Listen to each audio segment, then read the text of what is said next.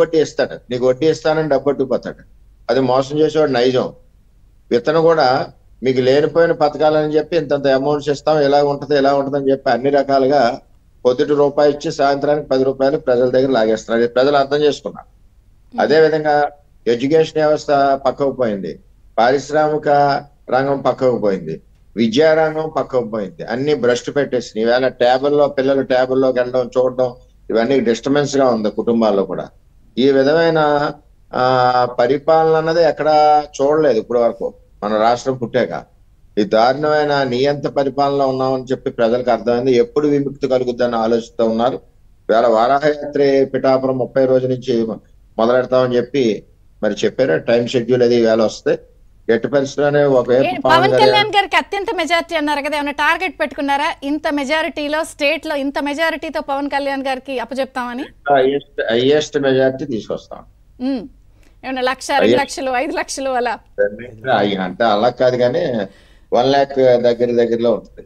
Okay కాదు వర్మ గారు, ఒకటి ఇప్పుడు ప్రజాక్షేత్రంలోకి అధినేతలందరూ బయలుదేరుతున్నారు, ప్రజలకి జరిగిన మోసాలు వివరించడానికి వెళ్తున్నారు. కానీ ఇప్పుడు ఒక పిఠాపురం గురించి తీసుకున్నా కూడా మిమ్మల్ని కూడా లేదు అసంతృప్తిగా ఉన్నారు లేదా మీరేదో అలిగారు అని మిమ్మల్ని కూడా డిస్టర్బ్ చేసే ప్రయత్నం అధికార పార్టీ చేసింది కదా. మీరు ఇలా ఓపెన్ గా వచ్చి చెప్పే అన్న దాన్ని కూడా డిస్టర్బ్ చేసే వాతావరణం క్రియేట్ చేశారు. తండ్రితోటి మేము దెబ్బలాడతాం. మా కుటుంబంలో మాకు కావాల్సింది అడుగుతుంటాం, మమ్మల్ని చేయవలసింది ఆయన ఆదేశిస్తుంటారు.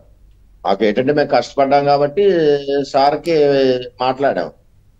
అయితే ఈ పొత్తులో భాగంగా చేయవలసిన బాధ్యత తెలుగుదేశం పార్టీకి ఉందని చెప్పి సార్ నాకు కూడా చెప్పడం జరిగింది.